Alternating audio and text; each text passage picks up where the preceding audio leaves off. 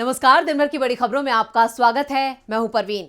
आज इस बुलेटिन में बात होगी तेलंगाना में कांग्रेस के दम से बेदम हुए केसीआर के, एमपी में वोटों की हेराफेरी से मचे हंगामे की, राहुल गांधी के विदेश दौरे से परेशान बीजेपी की, ज्ञानवापी मामले पर कोर्ट के रुख की। इसके साथ ही जानेंगे क्यों केजरीवाल सरकार से नाराज हुआ सुप्रीम कोर्ट। इसके अलावा और भी कई बड़ी खबरों से आपको करवाएंगे रूबरू, लेकिन तमाम बड़ी खबरों से पहले एक नजर सुर्खियों पर।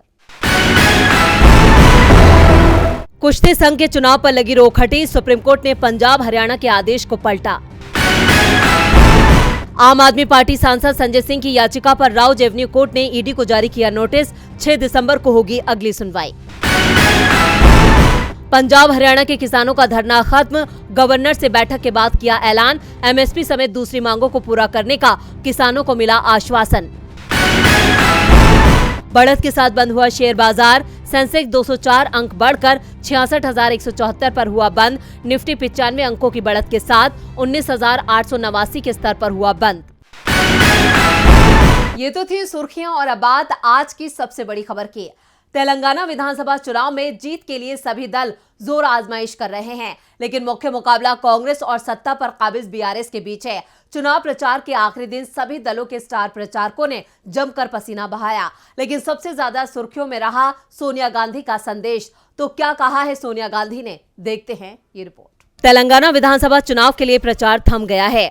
आखिरी दिन राहुल और प्रियंका गांधी ने हैदराबाद में एक साथ रोड शो कर कांग्रेस के पक्ष में वोट मांगे, तो सोनिया गांधी ने भी वीडियो संदेश जारी किया।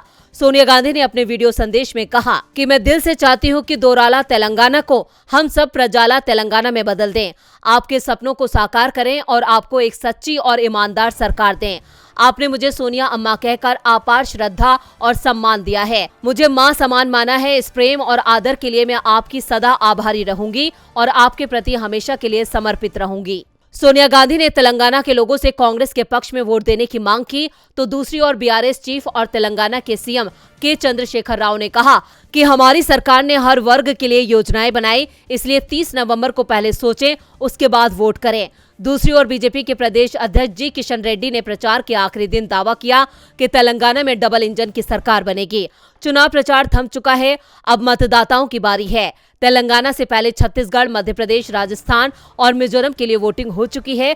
सभी राज्यों के नतीजे 3 दिसंबर को घोषित होंगे। तेलंगाना में अब 30 नवंबर को मतदान है। इधर मध्य प्रदेश में मतदान के बाद नतीजों का इंतजार है, लेकिन उससे पहले मध्य प्रदेश के बालाघाट जिले में स्ट्रांग रूम में छेड़छाड़ का मामला सामने आया है। कांग्रेस ने इसका वीडियो जारी करते हुए बड़ा आरोप लगाया है। मध्य प्रदेश में 3 दिसंबर को रिजल्ट आना है, लेकिन रिजल्ट आने से पहले ही बालाघाट जिले का ये वीडियो सोशल मीडिया पर तेजी से वायरल हो रहा है, जिस पर हंगामा मच गया है। क्या है पूरी खबर, देखते हैं इस रिपोर्ट में। मध्य प्रदेश में 3 दिसंबर को चुनाव के नतीजे आने हैं, लेकिन उससे पहले राज्य में सियासी घमासान तेज हो गया है। कांग्रेस और बीजेपी आमने सामने है। इस बीच सोशल मीडिया पर वोटों की हेराफेरी का एक वीडियो सामने आया है। इस वीडियो के सामने आने के बाद कांग्रेस एक्शन में आ गई है। मध्य प्रदेश के बालाघाट जिले के स्ट्रांग रूम में छेड़छाड़ का मामला सामने आया है। कांग्रेस ने इसका वीडियो जारी करते हुए बड़ा आरोप लगाया है। इस वायरल वीडियो में स्ट्रांग रूम में बैलेट पेपर से छेड़छाड़ करते देखा जा रहा है। वायरल वीडियो में दिख रहा है कि कुछ कर्मचारी मत पत्रों को इकट्ठा करते दिख रहे हैं। कांग्रेस ने चुनाव आयोग से शिकायत कर जांच की मांग की है। इस वीडियो को लेकर एमपी कांग्रेस ने एक्स पर लिखा है, निर्वाचन को कलंकित करते बालाघाट कलेक्टर। मध्य प्रदेश के बालाघाट जिले के कलेक्टर डॉक्टर गिरीश मिश्रा ने आज 27 नवंबर को ही स्ट्रांग रूम खुलवाकर बिना अभ्यर्थी को सूचना दिए डाक मत पत्रों की पेटियां खोल दी है। अंतिम सांसें गिनती शिवराज सरकार और सरकार की अंधभक्ति में लीन कलेक्टर लोकतंत्र के लिए बड़ा खतरा है। कांग्रेस का एक एक कार्यकर्ता सतर्क और चौकन्ना रहे। बीजेपी की करारी हार से बौखलाई चोरी की ये सरकार और कुछ सरकारी दलाल वोट चुराने की फिराक में हैं। इधर एमपी कांग्रेस के प्रदेश अध्यक्ष कमलनाथ ने लिखा है, प्रदेश के बालाघाट जिले में पोस्टल बैलेट की मतगणना से पहले ही खुल जाने और छेड़छाड़ की आशंका का एक वीडियो सामने आया है, जिसकी शिकायत निर्वाचन आयोग में कांग्रेस पार्टी ने की है। यह अत्यंत गंभीर मामला है, दोषियों पर तत्काल कार्रवाई की जानी चाहिए। मैं कांग्रेस कार्यकर्ताओं का आह्वान करता हूं कि वो मुस्तैद रहें और कोई गड़बड़ी ना होने दें। कांग्रेस नेता दिग्विजय सिंह ने भी घटना की आलोचना करते हुए लिखा है, बालाघाट जिले में पोस्टल बैलेट की प्राप्ति व गिनती में केंद्रीय चुनाव आयोग के नियम व निर्धारित प्रक्रिया का उल्लंघन हुआ है, जिसकी पूरी जवाबदेही जिला कलेक्टर और पोस्टल बैलेट के रिटर्निंग ऑफिसर की होती है। इसलिए दोनों अधिकारियों का तत्काल निलंबन कर अन्यत्र स्थानांतरित किया जाए। केवल नोडल अफसर का निलंबन करना पर्याप्त नहीं है। बैलेट पेपर के साथ हुई इस छेड़छाड़ को लेकर बीजेपी के साथ साथ चुनाव आयोग भी सवालों में आ गया है। वहीं इस घटना पर बीजेपी ने चुप्पी साध ली है। मध्य प्रदेश में कांग्रेस एक्शन में है, वहीं राहुल गांधी भी एक्शन में हैं। राहुल गांधी जब भी विदेश दौरे पर होते हैं तब बीजेपी की मुश्किलें बढ़ जाती हैं, क्योंकि विदेश में राहुल को जबरदस्त समर्थन मिलता है। विदेशी मीडिया भी राहुल का कायल हो चुका है। जिस तरह से राहुल हर मुद्दे पर खुलकर अपनी बात रखते हैं, उसने मोदी सरकार को भी परेशान कर दिया है। तो राहुल की यात्रा को लेकर क्या है कांग्रेस का एक्शन प्लान, देखते हैं इस रिपोर्ट में। कांग्रेस नेता राहुल गांधी 9 दिसंबर को विदेश जाने की तैयारी कर रहे हैं। राहुल गांधी अब 4 देशों की यात्रा पर जा रहे हैं। खबरों में बताया गया है कि Rahul Gandhi Singapore, Indonesia, Vietnam और मलेशिया की यात्रा करेंगे। सिंगापुर और मलेशिया में कांग्रेस नेता भारतीय मूल के लोगों से मुलाकात करेंगे। इस दौरान वे कुछ कार्यक्रमों में भी हिस्सा ले सकते हैं। इसके अलावा वियतनाम में वो डिप्लोमेट्स और वियतनाम कम्युनिस्ट पार्टी के नेताओं से मुलाकात करेंगे। खबर है कि राहुल गांधी का प्लान 4 देशों की यात्रा करने का है। वो सिंगापुर, इंडोनेशिया, वियतनाम और मलेशिया के दौरे पर जा रहे हैं। उनका ये दौरा 5 राज्यों के चुनाव नतीजों के 1 सप्ताह बाद का होगा। दरअसल राजस्थान, मध्य प्रदेश, छत्तीसगढ़ और मिजोरम में मतदान के बाद अब बारी तेलंगाना विधानसभा चुनाव में मतदान की है और उसके बाद 3 दिसंबर को नतीजों का इंतजार है। इससे पहले राहुल ने 7 से लेकर 11 सितंबर तक 3 यूरोपीय देशों का यात्रा किया था।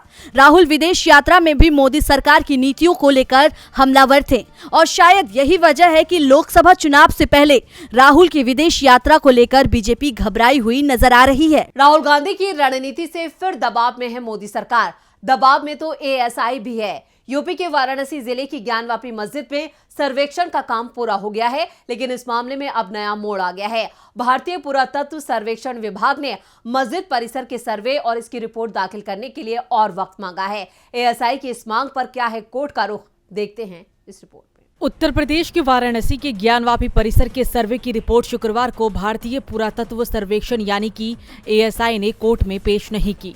एएसआई ने ज्ञानवापी परिसर के सर्वे की रिपोर्ट कोर्ट को सौंपने के लिए 21 दिन का और समय मांगा है। भारतीय पुरातत्व सर्वेक्षण ने मंगलवार को ज्ञानवापी सर्वे रिपोर्ट पेश करने को लेकर वाराणसी जिला कोर्ट से 21 दिन का और समय मांगा, जिस पर जिला जज ने कहा कि कल 29 नवंबर को एक्सटेंशन एप्लीकेशन पर सुनवाई करेंगे। ये एप्लीकेशन कोर्ट में एएसआई के स्टैंडिंग काउंसिल की ओर से दी गई थी। कोर्ट में जिला जज अजय कृष्ण विश्वेश ने एएसआई की एप्लीकेशन देखी और मौजूद अधिकारी को भी सुना। एएसआई के वकील ने कहा कि रिपोर्ट तैयार हो रही है, लेकिन कुछ तकनीकी बिंदुओं को पूरा करने के लिए अदालत से 21 दिन का और समय की गुहार करते हैं। वहीं आपको बता दें कि इससे पहले 17 नवंबर को एएसआई ने कोर्ट में एप्लीकेशन देकर रिपोर्ट सौंपने के लिए 15 दिन का वक्त मांगा था, लेकिन कोर्ट ने 10 दिन का ही समय दिया था। 18 नवंबर को सर्वे की सील बंद रिपोर्ट सौंपनी थी। रिपोर्ट 500 पेज से अधिक की फाइलों और डिजिटल फॉर्मेट में पेश की जानी है। इस दौरान वादी और प्रतिवादी समेत दोनों पक्ष के अधिवक्ता भी तलब किए गए। ज्ञानवापी का सर्वे 3 अगस्त से शुरू होकर 17 नवंबर तक खत्म हुआ। कोर्ट ने एएसआई को 17 नवंबर को ज्ञानवापी सर्वे की रिपोर्ट सौंपने का आदेश दिया था। एएसआई ने 100 से ज्यादा दिन तक ज्ञानवापी परिसर का सर्वे किया। सर्वे के दौरान खंडित मूर्तियां, घड़ा चिन्ह जैसे 250 अवशेष मिले थे। इन्हें डीएम की निगरानी में लॉकर में जमा करवाया गया था। इन सभी अवशेषों को भी कोर्ट में रखा जाना है। 17 नवंबर को एक्सटेंशन एप्लीकेशन पर सुनवाई के दौरान एएसआई के वकील और केंद्र सरकार के special governing council Amit Shrivastava ने कहा कि अभी सर्वे की रिपोर्ट तैयार हो गई है, तकनीकी पहलुओं के चलते समय लग रहा है। ज्ञानवापी मामले में सबकी नजरें कोर्ट पर हैं। इधर regional rapid transit system project को लेकर भी नजरें सुप्रीम कोर्ट पर हैं। सुप्रीम कोर्ट ने इसको लेकर दिल्ली सरकार को फटकार लगाई है। साथ ही दिल्ली सरकार से यह भी पूछा था कि पिछले 3 साल में विज्ञापनों पर कितना पैसा खर्च किया। आज सुनवाई के दौरान कोर्ट ने एक बार फिर केजरीवाल सरकार की क्लास लगाई। रीजनल रैपिड ट्रांजिट सिस्टम यानी कि RRTS प्रोजेक्ट के लिए फंडिंग में देरी को लेकर सुप्रीम कोर्ट ने एक बार फिर दिल्ली सरकार को फटकार लगाई। दिल्ली सरकार की ओर से कोर्ट के आदेश के मुताबिक पूरा पैसा नहीं दिए जाने की वजह से कोर्ट ने नाराजगी जताई और कई सख्त टिप्पणियां भी की। कोर्ट ने 1 सप्ताह की मोहलत देते हुए दिल्ली की अरविंद केजरीवाल सरकार को पैसा देने को कहा था। Justice SK. कौल और एस. धूलिया की बेंच ने कहा, समस्या ये है कि जिसके लिए आप बाध्य हैं वो पैसा देने के लिए भी आपकी बाह मरोड़नी पड़ेगी। हम इसे बार बार नहीं कहेंगे, भुगतान करिए जो आपको करना है।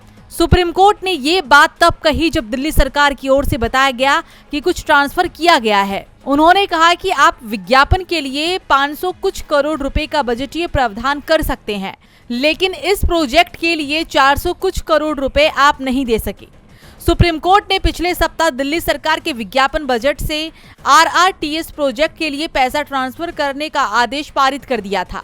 हालांकि सर्वोच्च अदालत ने दिल्ली सरकार को 1 सप्ताह की मोहलत देते हुए अपने अगले आदेश में अमल पर रोक भी लगा दी थी। कोर्ट की तरफ से कहा गया कि आंशिक अनुपालन का सवाल ही नहीं है, पूरी तरह पालन करना होगा। NCRTS की ओर से दायर याचिका पर सुनवाई के दौरान दिल्ली सरकार ने बेंच को बताया कि 415 करोड़ रुपए ट्रांसफर किए जा चुके हैं। कोर्ट ने दिल्ली सरकार से कहा कि जो आपको देना है वो देना ही होगा। सर्वोच्च अदालत ने कहा कि इस मामले की अगली सुनवाई 7 दिसंबर को होगी। केजरीवाल सरकार को लेकर सुप्रीम कोर्ट का रुख काफी सख्त है। इधर भारत में पाकिस्तान के कलाकारों और एक्टर्स के काम करने पर पूरी तरह से बैन लगाने की मांग वाली अर्जी को सुप्रीम कोर्ट ने खारिज कर दिया है। यही नहीं, अदालत ने याचिकाकर्ता को नसीहत देते हुए कहा कि इतनी छोटी सोच भी नहीं रखनी चाहिए। और क्या कुछ कहा है सुप्रीम कोर्ट ने, देखते हैं इस रिपोर्ट में। बॉम्बे हाई कोर्ट के बाद सुप्रीम कोर्ट ने भी पाकिस्तान के कलाकारों को बैन करने की मांग खारिज कर दी है। अदालत में दायर याचिका में अपील की गई थी कि पाकिस्तानी कलाकारों को भारत में काम करने की इजाजत ना दी जाए। कलाकारों पर पूरी तरह से बैन लगाने की मांग करने वाली याचिका खारिज करते हुए अदालत ने याचिकाकर्ता को जमकर फटकार लगाई।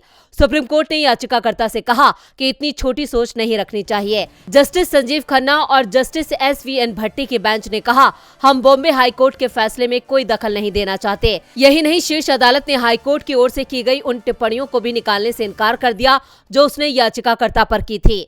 याचिकाकर्ता ने मांग की थी कि अदालत केंद्र सरकार को आदेश दे कि वो नागरिकों, कंपनियों और एसोसिएशन को आदेश जारी करे कि पाकिस्तान के कलाकारों को किसी भी तरह का काम नहीं देना है। उन्होंने कहा था कि बड़ी संख्या में सिंगर, एक्टर और टेक्नीशियन समेत तमाम लोग एंटरटेनमेंट इंडस्ट्री में ऐसे हैं जो पाकिस्तान के हैं और यहां से पैसा कमा रहे हैं।